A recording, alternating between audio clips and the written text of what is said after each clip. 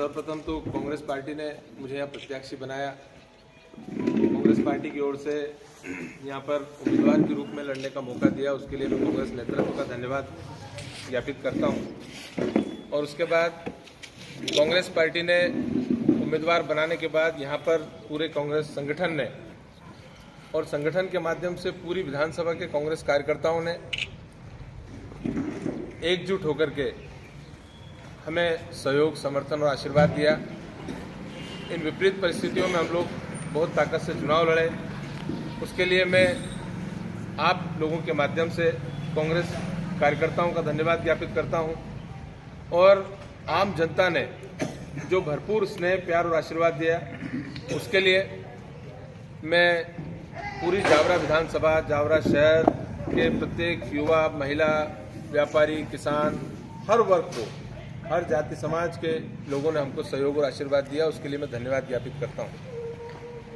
मैं समझता हूं कि हम लोग इन परिस्थितियों में यहाँ पर जो मतदान हुआ 2 लाख से अधिक वोट गिरे और हमको 65,991 लोगों ने अपना समर्थन दिया। और कांग्रेस पार्टी का जो वोट था वो हमको भरपूर मिला। जीतने योग्य मत हम नहीं ला पाए, लेकिन फिर भी एक उचित कॉम्पिटेंट के तहत हमको जितना मत मिलना चाहिए था उतना मत हमको मिला। मैं उन सब लोगों का धन्यवाद ज्ञापित करता हूं। मैं समझता हूं कि और वर्तमान में जो भाजपा सरकार बनी है, पुनः एक बार यहाँ पर विधायक डॉक्टर पांडे को मौका मिला है। मैं अपनी ओर से उनको बधाई देता हूँ और उम्मीद करता हूँ कि जनता ने जिस तरह से उन पर एक बार पुनः विश्वास जताया है, वो उस विश्वास पर खरा उतरते हुए जो वादे उन्होंने अब तक इससे पूर्व जनता से किए थे, वो अब तक तो उन वादों पर खरा नहीं उतर पाए हैं, जनता की अपेक्षाओं पर खरा नहीं उतर पाए हैं। लेकिन चूंकि इन विपरीत परिस्थितियों में फिर से एक बार उनको आशीर्वाद मिला है, इसलिए वो उन वादों को पर खरा उतरने का पूर्ण प्रयास करेंगे। इसी में उनको शुभकामना देता हूं जावरा के विकास के लिए। जो वोट हमको मिले इसका मैं पूरी तरह से श्रेय जावरा विधानसभा की जनता, कांग्रेस पार्टी के कार्यकर्ता और नेताओं को देता हूं। और जो वोट कम प्राप्त हुए हमको, उसका जो है उसकी जवाबदारी मैं स्वयं लेता हूं। कांग्रेस पार्टी और हम उसके लिए जवाबदेह हैं। कहीं न कहीं हम में कोई कमियां रही, कोई त्रुटियां हमसे हुई, उसके लिए और हम 5 साल अधिक मेहनत करें और ज़्यादा जनता के बीच जाएं, जन समस्याओं को लड़ाई लड़ें, ऐसा जनता ने हमको आदेश दिया है। हम लोग ये चुनाव हार करके ये जरूर है कि हम सदन में यहाँ के क्षेत्र की जन समस्याओं को नहीं उठा पाएंगे, लेकिन हम लोग सड़क पर ये लड़ाई जारी रखेंगे। सड़क पर आम आदमी के हित की, जावरा विधानसभा के हित की प्रत्येक लड़ाई जारी रखने का हम लोगों ने संकल्प लिया है। मैं पूरे मीडिया का और प्रशासन का भी आभार व्यक्त करता हूं। जावरा को जिला बनाने की बात को लेकर के पूर्व में भी क्षेत्रीय विधायक ने कई बार चुनावी मंचों से कहा है। इस चुनाव में भी उन्होंने कई गांव में ये बात कही कि हम पहले इस बात से चूक गए, लेकिन यदि इस बार हमारी सरकार बनी और हम पुनः विधायक बने तो हम जावरा को जिला बनाएंगे। चूंकि नागदा को पहले पूर्व मुख्यमंत्री ने जिला बनाने की घोषणा की थी, लेकिन वो किन्हीं कारणों से अटक गया है। तो एक बार पुनः हमको अवसर मिला है कि हम लोग जावरा को जिला बनाने का सार्थक प्रयास करें। हम लोग मतलब कांग्रेस परिवार के लोग इस मिशन में उनके साथ हैं। जितनी जल्दी हो सके मैं उम्मीद करता हूं कि वो जावरा को जिला बनाने की घोषणा करवाएंगे, ताकि यहाँ के युवाओं को रोजगार के साधन उपलब्ध हो सके।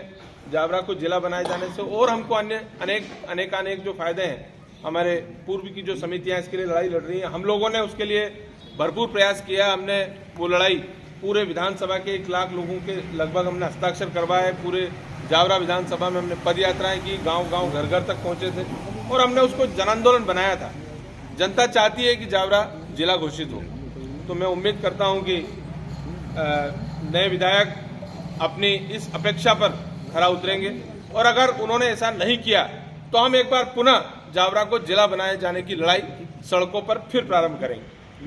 यहाँ पर 41 अवैध कॉलोनियों को वैध घोषित करने की पहले बात हुई, घोषणा हुई, और उस घोषणा पर कोई अमल नहीं हुआ। उन कॉलोनियों के विकास पर 1 रुपया, 1 ढेला अब तक खर्च नहीं हुआ। पूर्व की सरकार में इस तरह की घोषणा हुई थी कि उनको वैध कर दिया गया है। मैं उम्मीद करता हूं कि क्षेत्रीय विधायक वर्तमान मुख्यमंत्री से बात करेंगे, मंत्रियों से बात करेंगे और तत्काल प्रभाव से इन कॉलोनियों में विकास कार्य प्रारंभ हो सकेंगे, क्योंकि वर्तमान नगर परिषद की ऐसी आर्थिक स्थितियां नहीं है कि वो उन कॉलोनियों में विकास कार्य करा सके। तो ये जो शेष कार्य हैं इन अवैध कॉलोनियों के, ये विकसित करने का राज्य शासन तत्काल प्रभाव से पैसा उसमें उपलब्ध कराए और इनको वैध करने के लिए, विकास कार्यों के लिए राशि उपलब्ध कराए। यहाँ पर ओवरब्रिज का जो निर्माण हुआ है उसके लिए मैं धन्यवाद देता हूँ। एक लंबी प्रतीक्षा के बाद वो हुआ, परंतु उसमें भी कुछ मतलब जिस तरह से उसका कार्य हुआ है, थोड़ा ही समय बाद वहाँ जाम लग जाना और ओवरब्रिज से पूर्ण तरह संतुष्ट लोग नहीं हैं। एक अंडरब्रिज की आवश्यकता वहाँ पर है। मैं मांग करता हूँ क्षेत्रीय विधायक से कि एक अंडरब्रिज की मांग पर, जो जनता की मांग है, उस पर वो काम करें। यहाँ पर खेल स्टेडियम की जो आवश्यकता है, हम ये चाहते थे, हमने अपने वचन पत्र में भी कहा था कि यदि यहाँ हमको अवसर मिला तो युवाओं के लिए एक भी स्टेडियम यहाँ पर नहीं है, तो एक खेल स्टेडियम, एक इंडोर स्टेडियम की यहाँ युवाओं के लिए आवश्यकता है। कोई एक अच्छा पार्क, जावरा में इतने समय से वो विधायक हैं, सांसद उनके पिता रहे और लंबे समय से यहाँ उनकी सरकार है, लेकिन शहर के लोगों को, इतना बड़ा शहर होने के बाद, कोई एक अच्छा एम्यूजमेंट पार्क नहीं है जहाँ अपनी शाम अपने परिवार के साथ बिता सकें। तो कोई मनोरंजन के लिए बेहतर साधन नहीं है, कोई पार्क नहीं है, कोई बेहतर, तो ऐसी कुछ व्यवस्थाएं भी वो इस सरकार में करेंगे, ऐसी उनसे अपेक्षा करता हूं। यहाँ की यातायात व्यवस्था में बहुत कुछ किया जाना है, वो सिर्फ बातें होती है, उसके लिए कोई कार्य क्षेत्रीय विधायक की तरफ से और यहाँ के जनप्रतिनिधियों की ओर से नहीं हुआ है। तो यातायात व्यवस्था को बेहतर करने के लिए भी वो प्रयास करें, यहाँ नए उद्योग लाने के लिए प्रयास करें, ताकि यहाँ के युवाओं के रोजगार की समस्या का समाधान हो सके। यहाँ बेरोजगारी से लोग त्रस्त हैं और उनकी सरकार ने ये वादा भी किया है, तो बेरोजगारी के लिए वो काम करें। प्रेस क्लब के लिए यहाँ भूमि आवंटन और अच्छे प्रेस क्लब भवन की आवश्यकता है, उसके लिए वो काम करें। किसानों के फसलों के वाजिब दाम, शिक्षा, स्वास्थ्य, सड़क, बिजली और पानी पर वो काम करेंगे, ऐसी मैं उनसे उम्मीद करता हूँ। और इन सब के अतिरिक्त एक अभियान जो हम लोगों ने लंबे समय से चलाया, सहारा पीड़ितों और चिटफंड कंपनियों से पीड़ित लोगों के भुगतान का, उस पर हम लोगों का यह प्रयास था और हमसे यह अपेक्षा थी कि यदि हम चुनकर जाएंगे तो मध्य प्रदेश सरकार के माध्यम से सहारा पीड़ितों की राशि का भुगतान कराने में हम भरपूर प्रयास करेंगे। हमने वो लड़ाई भी पूरी ताकत से लड़ी, परंतु अब चूंकि सत्ताधारी दल भारतीय जनता पार्टी है, केंद्र के मंत्री अमित शाह जी ने पिछली 29 मार्च 2023 को एक घोषणा की और उन्होंने कहा था कि पूरे देश के 10 करोड़ से अधिक जो सहारा पीड़ित हैं, उनको हम 10,000 रुपये तक की राशि प्रथम किस्त में और बाकी की शेष राशि कुछ ही दिनों में वापस करने का वचन दे रहे हैं। 29 मार्च 2023 को उन्होंने प्रेस कॉन्फ्रेंस की थी। आज इस बात को लगभग 9 माह बीतने को हैं। 28 मार्च 2023 को सुप्रीम कोर्ट का फैसला आया था और सुप्रीम कोर्ट ने यह कहा था कि सहारा सेबी खाते से 5,000 करोड़ की राशि, उसमें चूंकि 24,000 करोड़ रुपए जमा है और 5,000 करोड़ की राशि सहारा सेबी खाते से रिफंड करने का आदेश सुप्रीम कोर्ट ने किया था। उसी के बाद एक दिन बाद अमित शाह जी ने उत्तराखंड में प्रेस कॉन्फ्रेंस की थी। 28 मार्च के बाद 29 मार्च को उनकी पीसी के बाद आज लगभग 9 माह 28 दिसंबर को पूरे होने जा रहे हैं और इस दौरान भी अब तक 10 करोड़ लोगों का उन्होंने भुगतान का आश्वासन दिया था और अब तक मात्र 4 करोड़ रुपया पूरे देश में जो CRC central register of cooperative society है उनके अनुसार 4 करोड़ रुपए के लगभग अब तक बटा है। तो ये और 27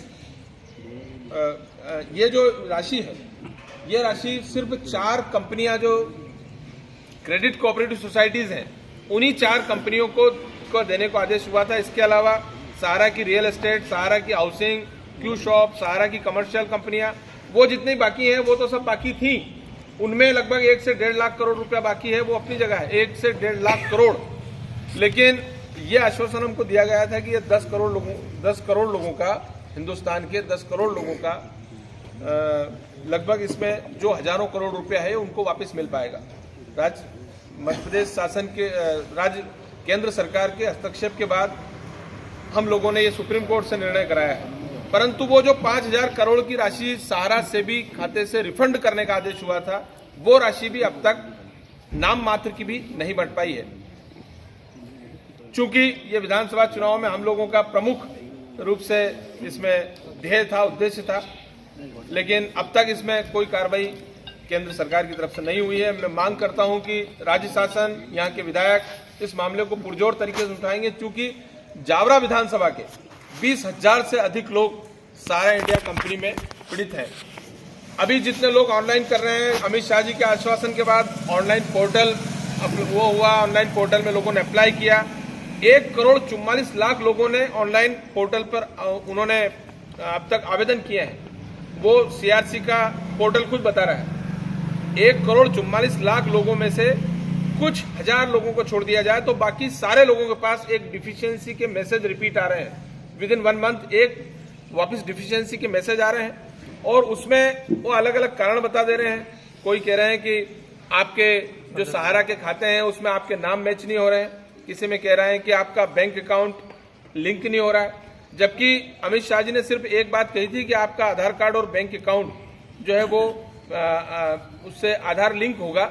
इसके अलावा और किसी चीज की आवश्यकता नहीं है। आप सहारा पोर्टल पर जाएं और आप अपने सहारा के पेपर उसमें उकारें, लेकिन अब तक ये सारी कार्रवाई करने के बाद लोगों को कोई रिलीफ नहीं मिली है। कई लोगों को ये मैसेज आ रहे हैं कि आप आपका आईटीआर वो जमा करें। अब आईटीआर से उसका कोई संबंध नहीं है, लेकिन इस तरह से अलग अलग तरीके से लोगों के वो एप्लीकेशंस में डिफिशियंसी की मैसेज भेज करके उनके आवेदन रिजेक्ट किए जा रहे हैं। मैं यहाँ के विधायक से उम्मीद करता हूँ कि अपने क्षेत्र के 20,000 से अधिक लोगों की ओर देख करके वो इस मामले को भी प्रदेश सरकार के माध्यम से उठाएंगे और जल्द ही इन लोगों को राशि जारी होगी। 150 से ज्यादा एफआईआर इस मामले में सुब्रत राय सहित सहारा के जवाबदार लोगों पर हुई, उन पर कोई कार्रवाई नहीं हुई। और जो एफआईआर हुई जावरा सहित अन्य जगह, हम लोगों ने जब ये प्रयास किया था तो यहाँ 5 करोड़ रुपया एक ही एफआईआर में मिला था। उसके बाद जावरा में भी कोई राशि नहीं है। जावरा में ये जो लॉगिन वाली ऑनलाइन अप्लाई करने वाली प्रक्रिया चालू हुई, उसके बाद मात्र 4 लोगों को पैसा मिला है 20,000 लोगों में से। 10,000 रुपये, मात्र 10,000 से कम की राशि वो। तो मैं मांग करता हूं कि इस मामले में वो जल्द से जल्द एक्शन ले। मध्य प्रदेश का भी हमारे पास जो आंकड़ा है वो 30,000 करोड़ से अधिक का भुगतान बाकी है और अब तक पूरे मध्य प्रदेश में 10 लाख से भी कम रुपए का भुगतान हुआ है। हम लोगों ने निर्णय किया है कि हम जन आंदोलन न्याय मोर्चा के माध्यम से जो लड़ाई सहारा पीड़ितों की लड़ रहे हैं लंबे समय से, हम 27 दिसंबर को पुनः central register of cooperative society का जो दिल्ली कार्यालय है उसका घेराव पूरे देश भर के लोग जाकर के कर रहे हैं। उसमें मध्य प्रदेश के लोगों से भी मैंने आह्वान किया है वहां पहुंचने के लिए। हम यहाँ से भी सब लोग पहुंच रहे हैं। 27 दिसंबर को पुनः सीआरसी कार्यालय का हम लोग घेराव कर रहे हैं। तो मैं आप लोगों के माध्यम से निवेदन करना चाहता हूं कि सहारा पीड़ितों की जो लड़ाई है उसको भी, चूंकि केंद्र की सरकार के सबसे जवाबदार मंत्री आकर के अगर इतना बड़ा झूठ बोलेंगे और उस पर जनता ने विश्वास करके चारों तरफ हर्ष जताया और उसके बाद भी सहारा पीड़ितों के लोगों का भुगतान नहीं हुआ, तो लोगों में बहुत अविश्वास और उद्वेग की भावना है। आप लोगों के माध्यम से निवेदन करता हूं कि उन लोगों को उस राशि का भुगतान हो। और पुनः एक बार सर ये कोई बात नहीं है और जनता का, जैसे मैंने कहा, जनता का जो भी निर्णय है उससे सुधार रही है। जनता ही जीताती है और जनता ही हराती है। हमारी तरफ से कहीं कमी नहीं छोड़ी गई, कांग्रेस कार्यकर्ताओं ने कोई कमी नहीं छोड़ी है, पूरी ईमानदारी से कार्य किया है। अब जो जनता फैसला किया उसको स्वीकार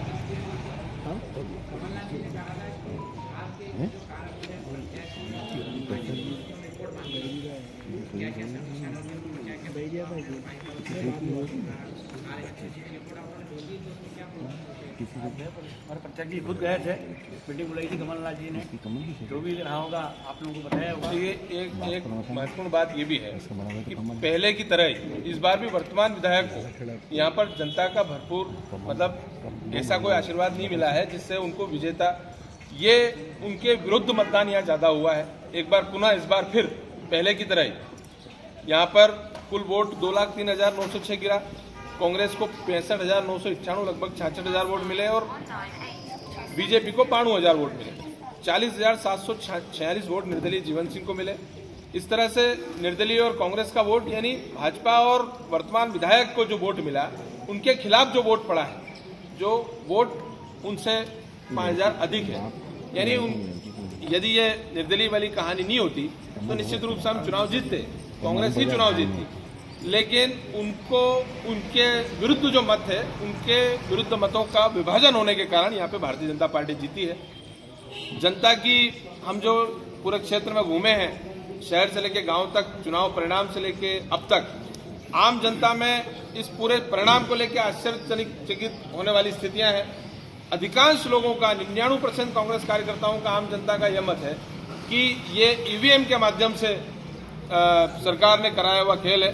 केंद्र सरकार या जो भी इस मामले में इन्वॉल्व रहे हों, तो हम आज ये भी मांग करते हैं कि हमने तो वहाँ 230 प्रत्याशी, जब अभी आपने जो पूछा, हम लोग जब भोपाल पहुंचे थे तो न सिर्फ मैं बल्कि जितने भी कांग्रेस प्रत्याशी वहां थे, सब लोगों का यह कहना था कि आश्चर्यजनक परिणाम है जिन पर भरोसा अब तक नहीं हो रहा है।